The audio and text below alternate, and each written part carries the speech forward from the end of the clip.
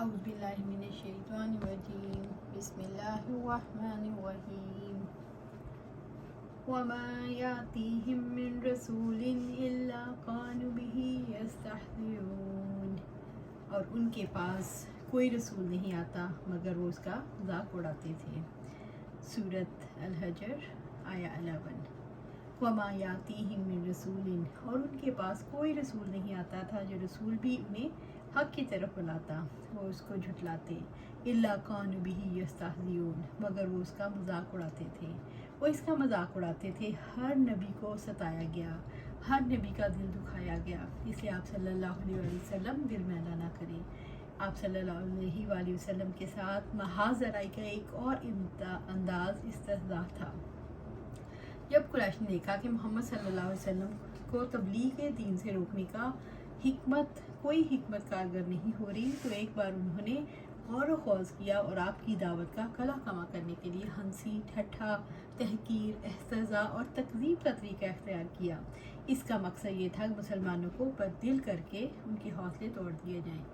اس کے لیے مشرکین نے نبی صلی اللہ علیہ وآلہ وسلم کو ناروا تہمتوں اور بیہودہ گالیوں کا نشانہ بنایا، چنانچہ وہ کبھی آپ کے پاس آپ صلی اللہ علیہ وسلم کو پاگل کہتے، جیسا کہ ارشاد ہے قالوا یا ایھا الذی نزل علیہ الذکر انک لمجنون، اور انہوں نے کہا اے وہ شخص جس پر ذکر نازل کیا گیا ہے بلا شبہ تو یقیناً دیوانہ ہے۔ سورۃ الحجر آیہ 6۔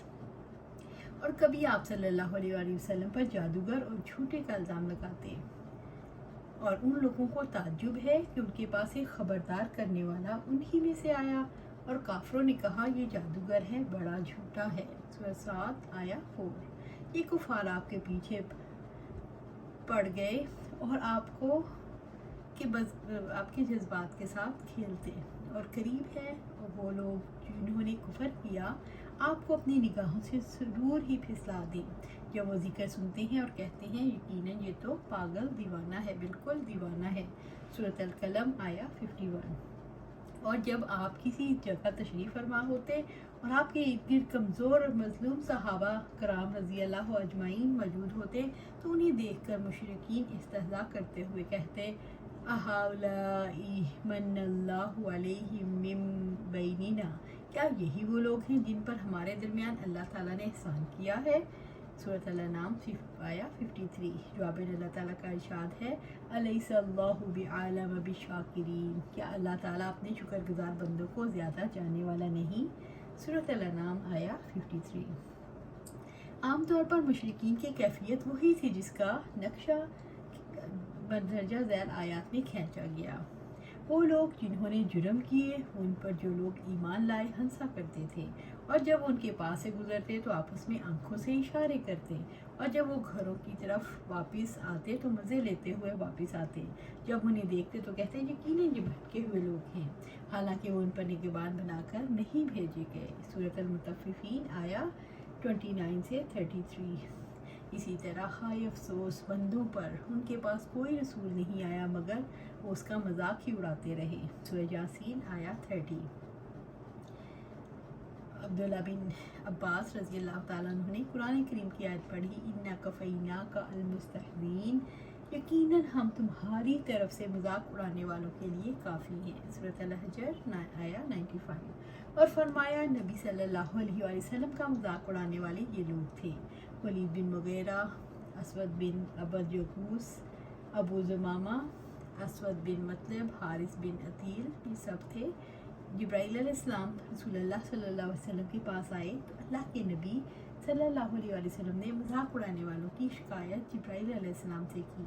جبرائیل علیہ السلام نے اللہ کے رسول کے سامنے ولید کو کر دیا اور اس کی بغل میں ایک رگ کی طرف اشارہ کیا۔ اللہ کے رسول صلی اللہ علیہ وسلم نے جبرائیل علیہ السلام سے پوچھا آپ نے ولید کے ساتھ کیا کیا؟ جبرائیل علیہ السلام نے کہا میں نے اسے سزا دی۔ اس کے بعد جبرائیل علیہ السلام نے اسود کو اللہ تعالیٰ کے رسول کے سامنے کر دیا اور اس کی آنکھ کی طرف اشارہ کیا۔ اللہ کے رسول صلی اللہ علیہ وسلم نے اس کے بارے میں بھی جبرائیل سے پوچھا آپ نے اس اسود کا کیا کیا؟ جبرائیل علیہ السلام نے کہا میں نے اس سے انتقام لے لیا۔ پھر جبرائیل علیہ السلام نے ابو زمامہ کو اللہ کے رسول صلی اللہ علیہ وسلم کے سامنے کیا اور اس کے سر کی طرف اشارہ کیا۔ اللہ کے رسول صلی اللہ علیہ وسلم نے جبرائیل سے کہا آپ نے کیا بندوبست کیا؟ جبرائیل علیہ السلام نے کہا میں نے اس سے بھی بدلہ لے لیا۔ اس کے بعد جبرائیل علیہ السلام نے حارث کو اللہ کے رسول صلی اللہ علیہ وسلم کے سامنے حاضر کیا اور اس کے سر یا پیٹ کی طرف اشارہ کیا اور کہا میں نے اس سے بھی انتقام لے لیا۔ اس طرح آس کا گزر ہوا تو جبرائیل علیہ السلام نے اس کے پاؤں کے تلوے کی جانب اشارہ کیا اور کہا میں نے اس کو بھی دبوچ لیا۔ ولید کو سزا اس طرح ملی کہ خزاع قبیلے کا ایک شخص جو اپنے تیروں کو ترتیب دے رہا تھا اس کے پاس سے ولید کا گزر ہوا تو ایک تیر اس کی بغل کے نیچے رگ پر جا لگا اور اس نے رگ کو کاٹ دیا۔ اسود بن مطلب نے اندھا ہو گیا۔ اسود بن عبد یقوس سے انتقام اس طرح لیا کہ اس کے سر میں زخم ہو گئے جس کی وجہ سے مر گیا۔ حارث سے انتقام اس لیے لیا گیا کہ زرد پانی نے حارث کو گھیر لیا اور اس کے پیٹ میں داخل ہو گیا اور صورتحال یہ ہو گئی کہ اس کا پخانہ اس کے منہ سے نکلنے لگا، پھر وہ اس بیماری سے مر گیا۔ آس کو سزا اس طرح ملی کہ اس کے سر میں اس طرح کا پھوڑا نکلا جس طرح کا ایک کانٹے دار پودا حجاز کے ریگستان میں اگتا ہے۔ وہ پھوڑا اس کے سارے جسم میں سر میں پھیل گیا اور اسے مر گیا۔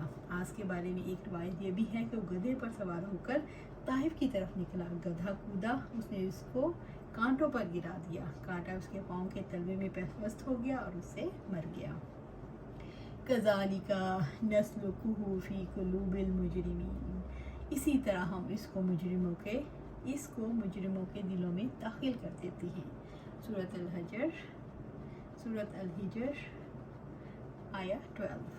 کذالک نسلکہ فی قلوب المجرمین، اسی طرح ہم اس کو مجرموں کے دلوں میں داخل کر دیتے ہیں، یعنی ہم نے جھٹلانے کو ان کے دلوں میں داخل کر دیا، اس لیے وہ آپ صلی اللہ علیہ وآلہ وسلم پر اس ذکر پر ایمان نہیں لائیں گے جو آپ صلی اللہ علیہ وآلہ وسلم پر نازل کیا گیا۔ ہم نے ان کو یہ سزا دی جب ان کے دل کفر اور تکذیب میں پچھلے لوگوں کے مشابہ ہو گئے اور اپنے رسولوں اور پیغمبروں کے ساتھ استہزاء اور تمسخر اور عدم ایمان کے بارے میں بھی ان کا معاملہ مشابہ ہو گیا، یعنی وہ لوگ جن کا وصف بخل اور بہتان ترازی تھا، ہم نے ان کو اس بنا پر سزا دی کہ ان کے دلوں نے کفر اور تکذیب کی مشابہت اختیار کی، اپنی انبیاء کے معاملے میں تشابہ کا شکار ہو گئے۔ اپنے رسولوں کے ساتھ ان کا یہ رویہ استہزاء، تمسخر اور عدم ایمان کا تھا۔ اسی لیے اللہ تبارک و تعالیٰ نے فرمایا لا یؤمنون بہ وقد خلت سنت الاولین، وہ اس پر ایمان نہیں لائیں گے اور بلا شبہ پہلے لوگوں کا یہی طریقہ گزر چکا۔ لا یؤمنون بہ وقد خلت سنت الاولین، وہ اس پر ایمان نہیں لائیں گے اور وہ بلا شبہ پہلے لوگوں کا یہی طریقہ گزر چکا۔ سورۃ ہجر آیا 13۔ لا یؤمنون بہ، وہ اس پر ایمان نہیں لائیں گے۔ ایمان نہ لانے کی اصل سبب حد درجہ بغض اور حسد ہے۔ اللہ تعالیٰ کے رسول کی دعوت چیز ہی ایسی ہے کہ نافرمانیوں میں ڈوبے ہوئے مجرمین اس کو ٹھنڈے پیٹوں نہیں برداشت کرتے، یہ چیز ان کو تیز نشتر کی طرح چبھتی ہے اور اس کو اگلنے کے لیے زور لگاتے ہیں۔ وقد خلت سنت الاولین، اور بلا شبہ پہلے لوگوں کا یہی طریقہ گزر چکا۔ اس کے بارے میں اللہ تعالیٰ کا طریقہ کار یہی رہا ہے، ایسے لوگوں کو ایمان نصیب نہیں ہوتا، ان کو تباہ و برباد کر دیا جاتا ہے اور ایمان والوں کو بچا لیا جاتا ہے۔ وَلَوْ فَتَحْنَا عَلَيْهِمْ بَابًا مِّنَ السَّمَاءِ فَظَلُّوا فِيهِ يَعْرُجُونَ، اور اگر ہم ان پر آسمان کا کوئی دروازہ کھول دیں پس وہ اس میں چڑھنے والے ہو جائیں۔ سورۃ الحجر آیا 14۔ وَلَوْ فَتَحْنَا عَلَيْهِمْ بَابًا مِّنَ السَّمَاءِ، اور اگر ہم ان پر آسمان کا دروازہ کھول دیں، یعنی اگر انکار کرنے والوں کے پاس بڑے سے بڑا معجزہ بھی آ جائے تو ایمان نہیں لائیں گے، ان کے لیے آسمان کا دروازہ کھول دیا جائے اور آنکھوں سے دیکھ لیں تب بھی نہیں مانیں گے۔ فَظَلُّوا فِيهِ يَعْرُجُونَ، بس وہ اس میں چڑھنے والے ہو جائیں۔ اللہ تعالیٰ نے واضح فرمایا یہ ایسے ہٹ دھرم لوگ ہیں، اگر یہ دن دہاڑے آسمان پر چڑھتا دیکھ لیں بلکہ خود بھی چڑھ جائیں، آسمان کے کھلے دروازے بھی دیکھ لیں تب بھی ایمان نہیں لائیں گے۔ اتنی بلندی پر پہنچ کر بھی سوچ بلند نہیں ہوگی، یہی کہیں گے ہم پر جادو کر دیا گیا۔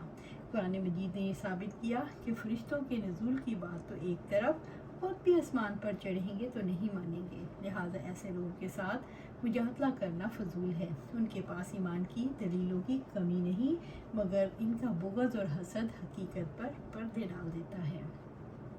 لَقَالُوا إِنَّمَا سُكِّرَتْ أَبْصَارُنَا بَلْ نَحْنُ قَوْمٌ مَسْحُورُونَ۔ تو بھی وہ کہیں گے بلا شبہ ہماری آنکھیں باندھ دی گئی ہیں، بلکہ ہم لوگوں پر جادو کیا گیا ہے۔ سورۃ الحجر آیا 15۔ لَقَالُوا إِنَّمَا سُكِّرَتْ أَبْصَارُنَا، تو بھی وہ کہیں گے بلا شبہ ہماری آنکھیں باندھ دی گئی ہیں، سکرت ڈھانکی گئیں، یعنی ہماری نظروں پر نشے کا پردہ آ گیا ہے، ہماری نظر بندی کر دی گئی۔ بل نحن قوم مسحورون، بلکہ ہم لوگوں پر جادو کیا گیا ہے، یعنی ہمیں دھوکہ دیا گیا، ہم پر جادو کر دیا گیا، ہمیں اندھا کر دیا گیا۔ جب حق انسان کے لیے غیر اہم ہوتا ہے تو اسے جادو قرار دیتے ہیں۔ رب العزت نے فرمایا وَلَوْ نَزَّلْنَا عَلَيْكَ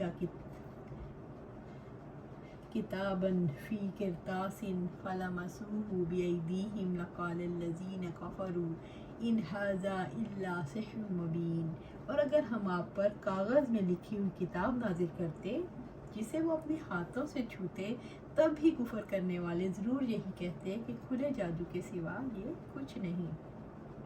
سورۃ الانعام آیا 7۔ اقتربت الساعۃ وانشق القمر وإن يروا آیۃ یعرضوا ویقولوا سحر مستمر، بہت قریب آ گئی قیامت اور چاند پھٹ گیا، اور اگر وہ کوئی نشانی دیکھتے ہیں تو منہ موڑ جاتے ہیں اور کہتے ہیں یہ جادو ہے جو گزر جانے والا ہے۔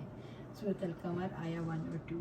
اللہ سبحانہ تعالیٰ سے دعا ہے کہ ہم حق کو جیسے ہی ہم پر ظاہر ہو ہم اس کو مان لیں، اگر ہم اس کو لات و لال کریں گے تو ہم ہو سکتا ہے ہم بھی پھر جھوٹ میں پھنس جائیں اور حق کو تسلیم کرنا مشکل ہو جائے۔